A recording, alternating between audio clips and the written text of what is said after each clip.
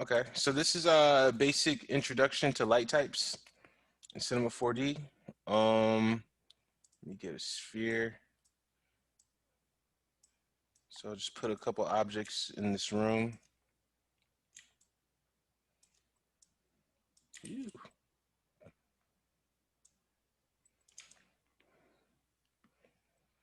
Okay. Uh, yeah, so I have all my objects. They're sitting right on top of this grid. And then I'm also going to get a plane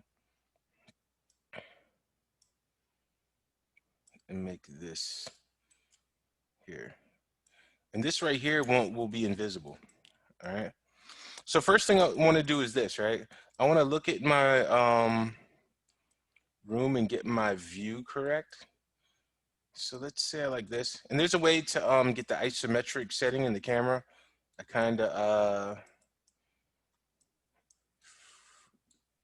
gotta look and check some settings on that, but that won't be that important now.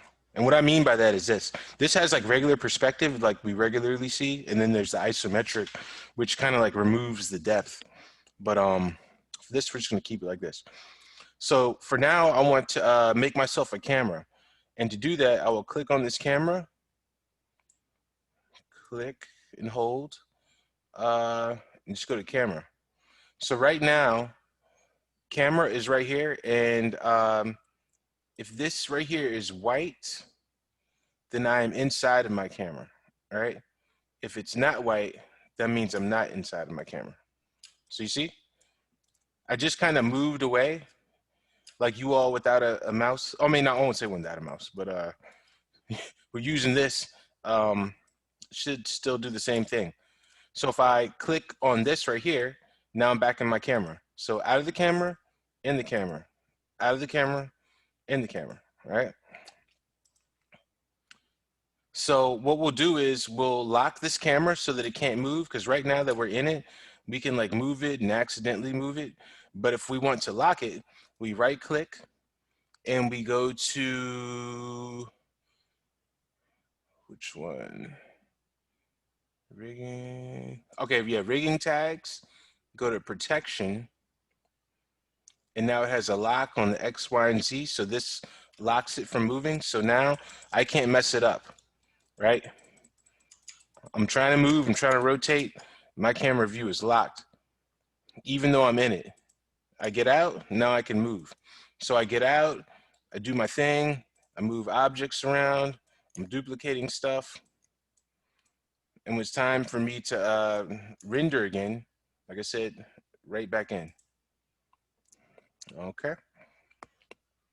So now let's start messing with some lights. First thing I'll do is I'll click on this and I'll get a, get a PBR light. Now I just clicked on that and I let go. And now we have this, this light right here. Now I'm still inside of my camera, it's locked, so let me get out. I'm gonna click on this. So now I'm outside of my camera, all right? Now our light kind of looks like a grid and kind of works like any other grid or shape we start off with in Cinema 4D. I'm clicking on the dots and I can expand this, move it out. What's cool about this versus Maya, I mean, Maya kind of has something like this, but I just don't think it's as good, is I just feel like the lighting represents the decay and the fall off. What I mean by the fall off is this, how far the light kind of stretches before it turns into complete darkness. So that's what you would call the fall off. It's strong and then it eventually falls off like gradient. Um, yeah, we have the size, of course, and we can do everything we do with anything else. We can rotate it. Yeah, and we can see what the other side of this looks like. All right, so I'm press E, I'm gonna go into my objects, kind of put it here. Matter of fact, you know what I'll do? I'll try to make it same height as the wall and same width as this wall. This isn't necessarily required, I'm just doing it just to test it out. Okay. So let's look at some of these light properties. I'm going to click on it, and yeah, let's see what it says. So your basic, I'll tell you what I do touch and I don't touch. And sometimes I'll forget completely what an object does, and I'll just go in these tabs and just click, click, click away and just see what the parameters are. Coordinates, that's just position. General is what we really want. So we have our color right here. So we can change it to whatever we want. If we want it to be like yellow, like this, I can do it like that. I don't like to do this viewer right here because what you have to do with this one is you have to move it, right? And then you have to click OK to see the change when the other one is just kind of like, you get what I'm saying? It's like you get to see it right away. I want to see everything right away. And of course, if you don't like this type of hue saturation value, you can do the different kind of color modes. This is kind of cool, I guess, if you want to,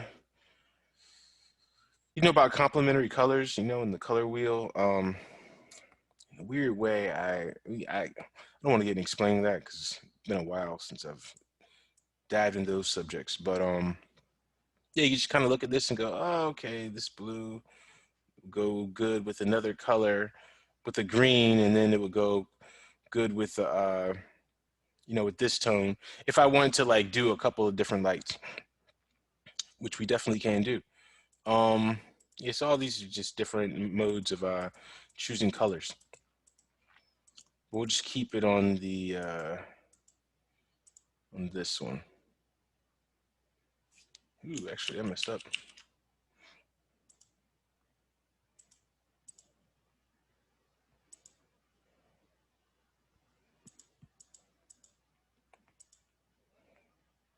Yeah, it's fine. All right, so there's temperature lighting, which works on a Kelvin scale. So this could be cool because the farther to the left you drag it, the hotter it is, and to the right, it's like the cooler it is. So the way I think about this is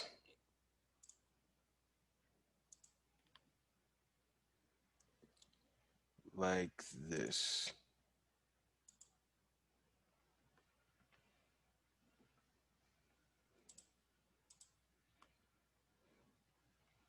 Um,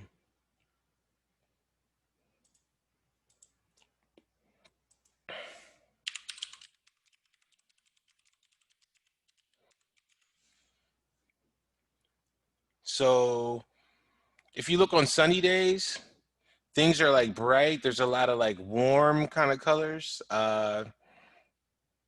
warm, saturated, orange, red, yellowish kind of textures like this. And then winter, cold days, it usually has like a blue kind of feeling. Like a blue, well, maybe not that one so much. But usually on very cold days, it's got more of like a blue, cool feeling. Um, if we were Howard, I would like show you all my office because they used to have this nice warm light. I actually chose my office for that reason. And then for some reason, out of nowhere, I didn't even ask for it. They just came in and changed the lights as like some blue, like cold doctor's office light. I hated it. I didn't even ask for them to do it. They just did that. So yeah, anyway. So that's what this is right here. So I kind of like using this when I'm doing lighting a little bit more than choosing my own color because you kind of get a more natural, I guess, feeling. And yeah, just kind of like that. All right, intensity is how bright it is.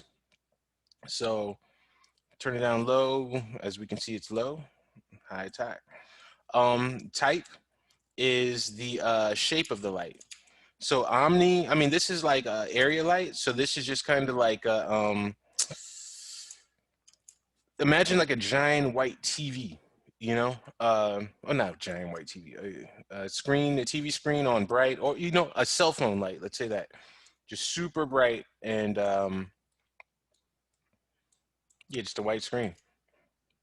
And then let's see, Omni is like a point, so it, uh, hmm, okay, that's different than my, I guess. Omni usually is it shines in all directions. I'm not seeing it with this.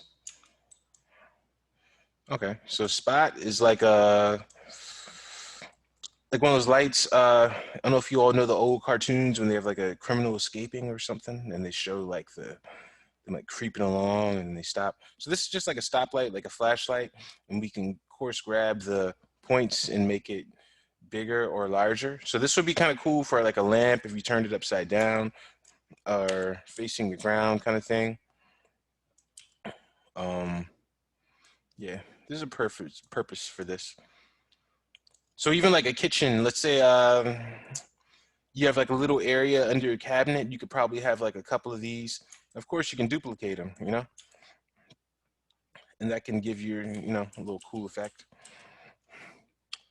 Um, we have area, visible light. This just shows if you can see it.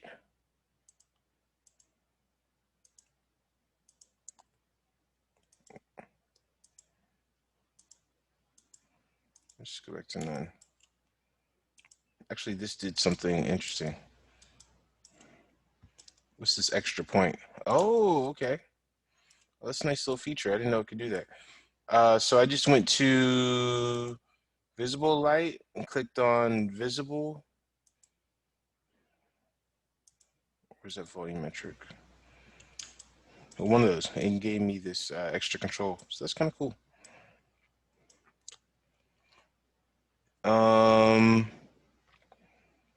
Yeah, I guess those are the main things. The main what do you call it? Parameters. Then we have the shape. So right here we can change it to a disc. So it's like a CD. Well, maybe CD. Line.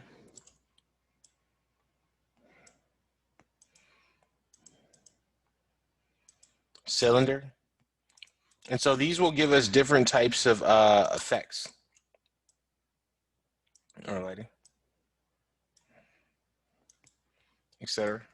But to really see the impact of our lighting, we have to do some we have to put it in a renderer. So let me change this back to what it was earlier. Take it off a spot, turn to area. Okay. So I'm just gonna put this light here and I'm gonna get inside of my camera and I'm gonna click on this first button right here and we'll see what happens, right? So this now just rendered, it added in the light in my scene and it just, illuminated basically. I can override this right here and go 1, 2, 5, let's say, and see what happened. Once I did that, it took me out of that view. So if I kind of want to hold that view, I can left click on this and go render to picture viewer. Now I have this and it holds the render. All right. Now let's say I want to render it again, but I want to change my light color temperature to something warmer like this. All right. Then all I do is go back over here, render to picture viewer. And then it keeps a copy of my old one and my new one. All right. Now let's just do something a little cool. I'm gonna hold down control, copy this light, E to rotate, rotate. You see the numbers, right? Take it to 90.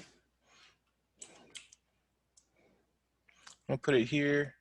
And since this is my second light, I think I'm gonna change the coolness to something over here. All right. So now let's give myself another render. Render the picture viewer. All right. So it's coming along. Um, yes. So